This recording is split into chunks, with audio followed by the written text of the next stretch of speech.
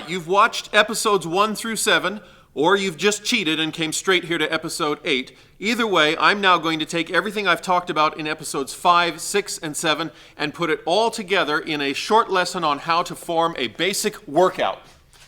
Oh, God!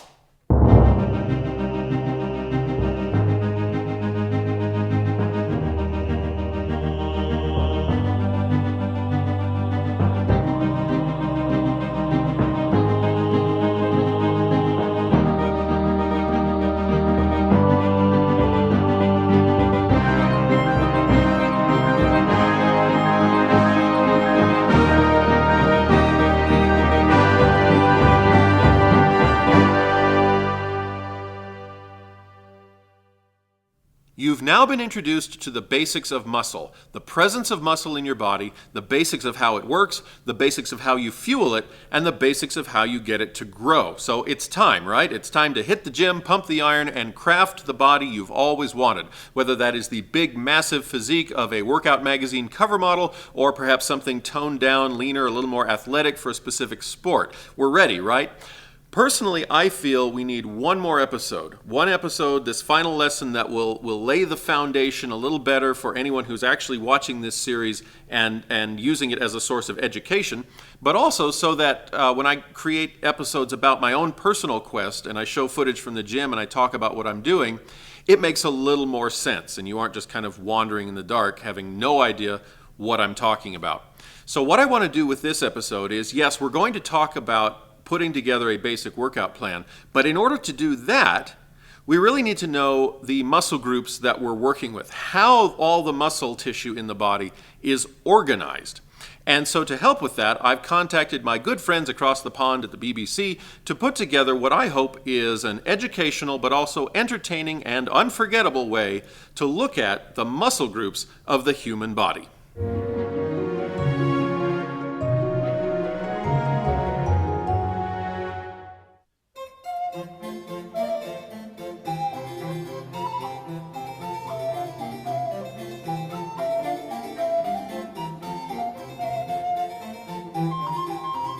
Welcome to this upper-class tutorial of the major muscle groups within the standard male physique, presented by the BBC. Here at the BBC, it is our belief that a basic upper-class knowledge of how the musculature can be grouped will aid in a more informed workout lifestyle. And here to demonstrate those major muscle groups is our upper-class host, Brian Johnson, and his very upper-class visual aid, Mac Keale.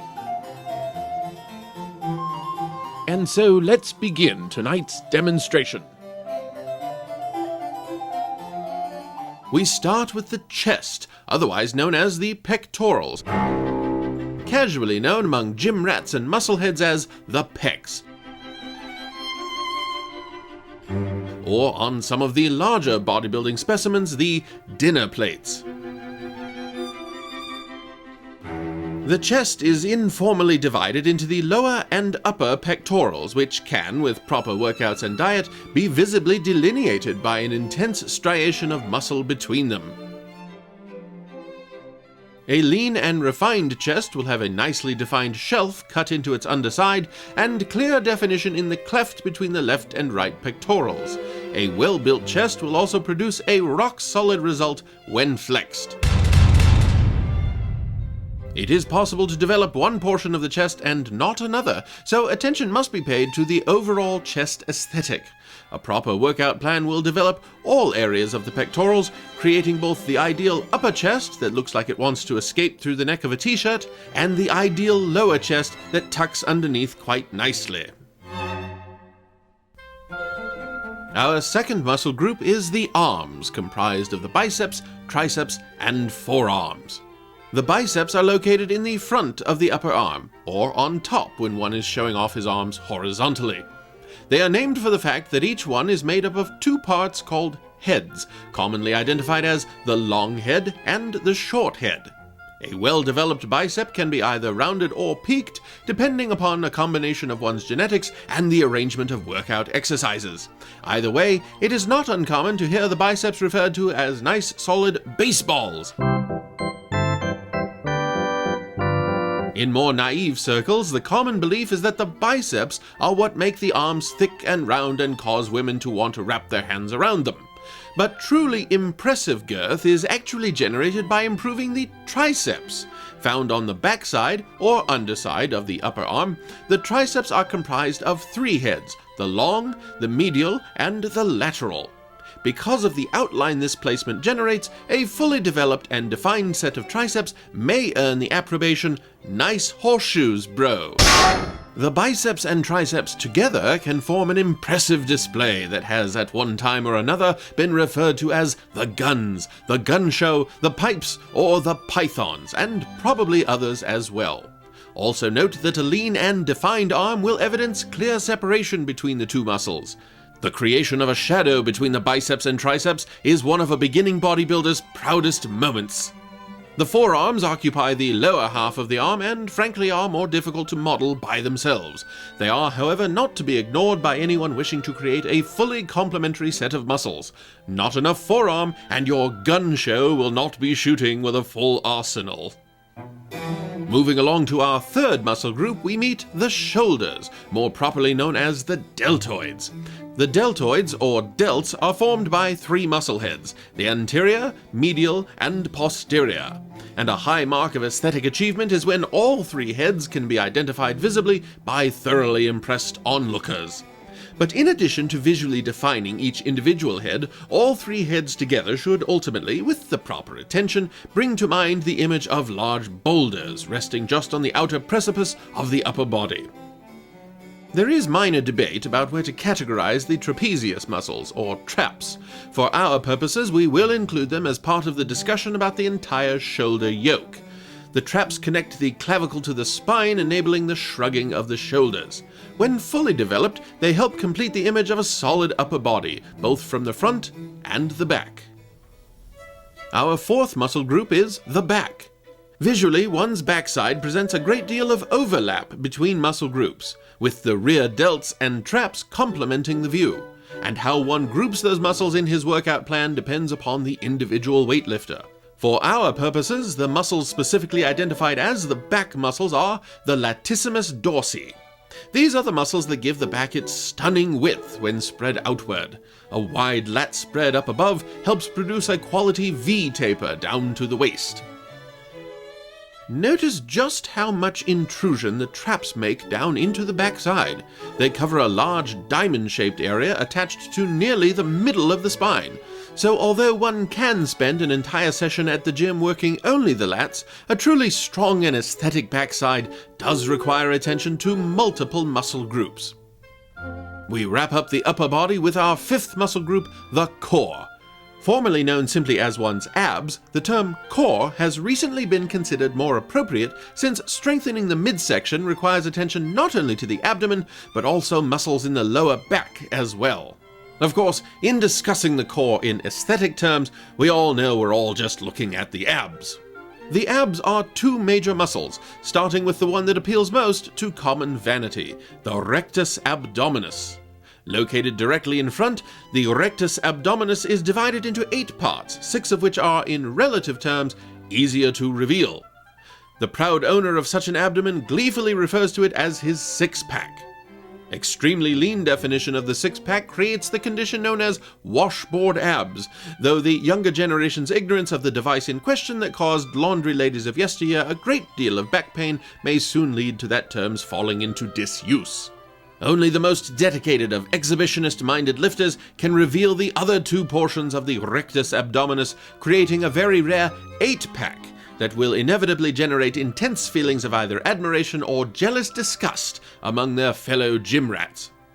Out on either side of the rectus abdominis column are the oblique muscles. Though not divided into segments, the obliques can still be developed and defined, such that bringing out the striations of the obliques is a major mark of achievement. Do not confuse the obliques down below with the serratus muscles higher up.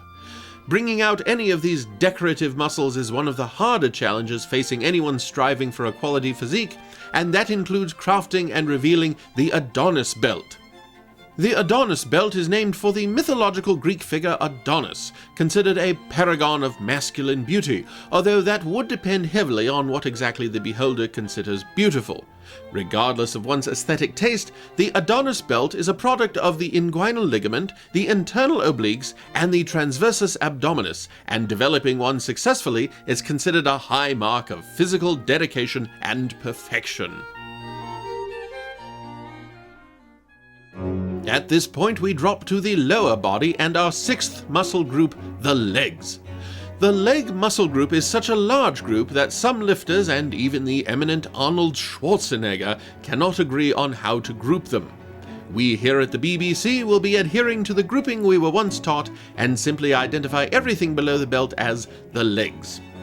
The primary leg muscles are the quadriceps, or quads, aptly named because they come in 4 muscle heads.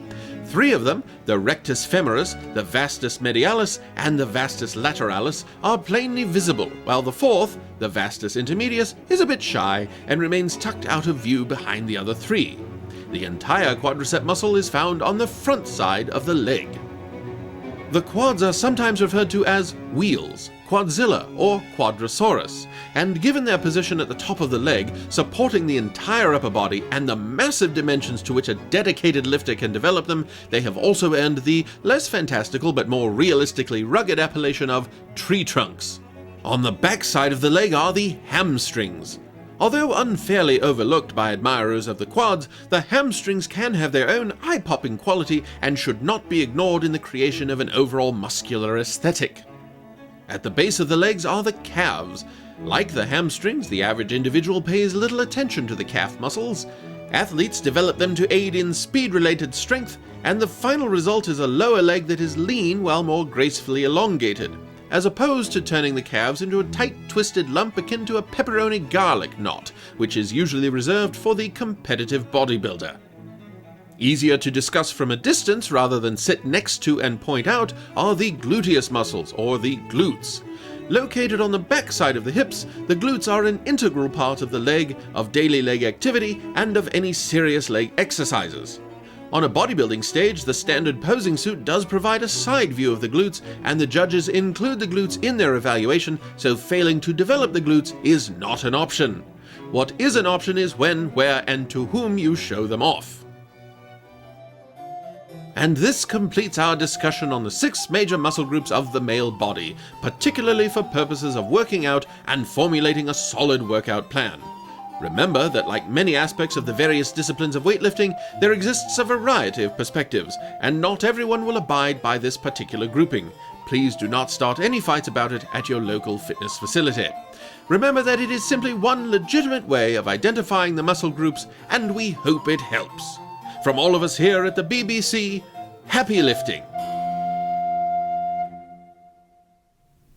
So there you have a basic way at looking at the various groups of muscles that you'll be working with. It's time to take that information and put it together in a workout regimen. And the very first thing we need to talk about is the word regimen.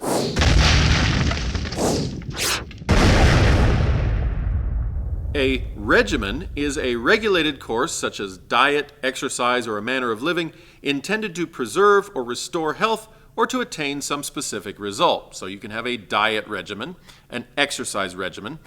Unfortunately, this word is often confused among muscleheads with the word regiment.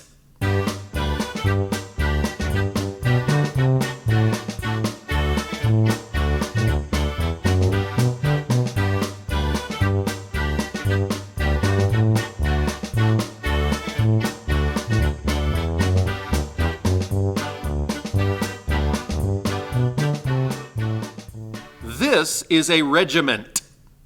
This is a regimen. The confusion probably arises from the fact that the word to describe someone who follows a regimen faithfully is to say that he lives a regimented lifestyle. But even if you do accidentally slip a T onto the end of your regimen, like most of my friends at my bodybuilding network do, let's go ahead and talk about it, and let's use a word that even the meatiest of meatheads can't really mess up. Your workout rotation. Let's start with the two underlying principles for why you have a rotation at all. The first one is you want to make sure that you actually work out all of the muscles in your body regularly, that you don't neglect one of the muscle groups in favor of another one, and you end up with that bodybuilder who's got a great chest and arms, but he's got really skinny legs called chicken legs. We don't want that. The other is that it's a bad idea to work the same muscle group 2 days in a row.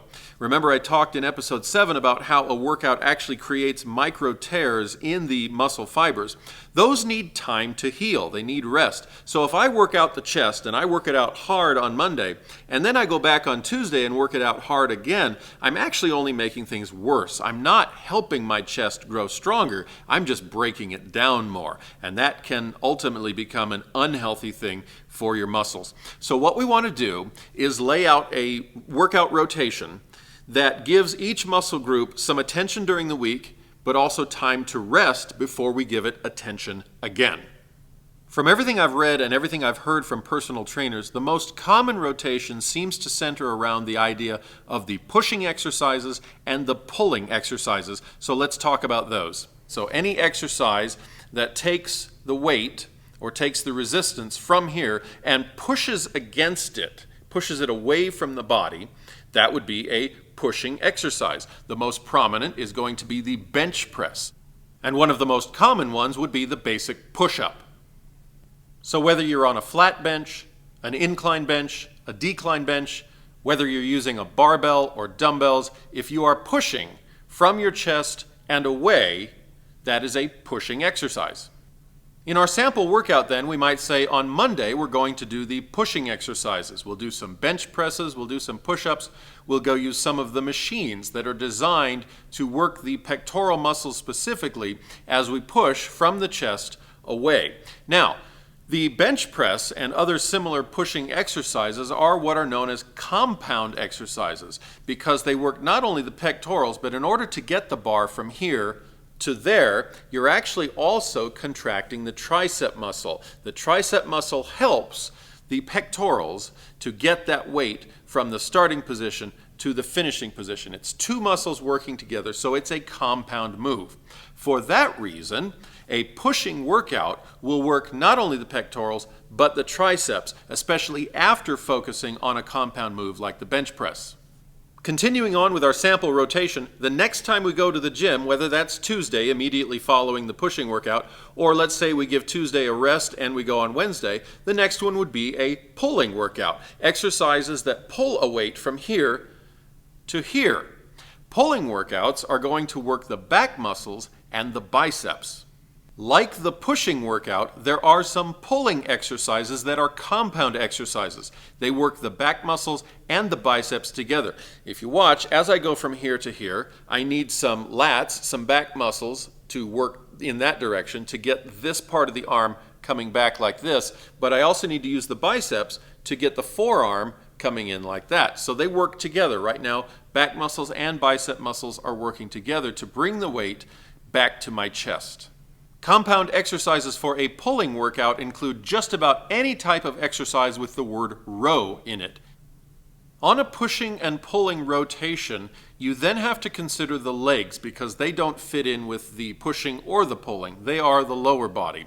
And a lot of people will make the legs a third day, say Friday, and they will spend an hour in the gym working out the quads and the hamstrings and the calves and the glutes. The legs are really, or can be, rather complicated. I'm not going to go into it too much here, except to say that for a lot of people, they are their own day. Now that's just one way. That's one particular workout rotation, one workout regimen. We really just don't have time in this episode, or even a dozen episodes, to lay out all of the possible ways that you can organize workouts. I do want to wrap with a little shout out to Bill Haynes and Fusion Fitness. He was kind enough to turn off the music so I could actually host this episode from a gym instead of my home office. So thank you, Bill. I do recommend Fusion Fitness in downtown Bend, Oregon, if you're ever there. It's time for us to get started. So find your inner beast, give a big growl, rip that tank top off, and I'll see you in episode 9.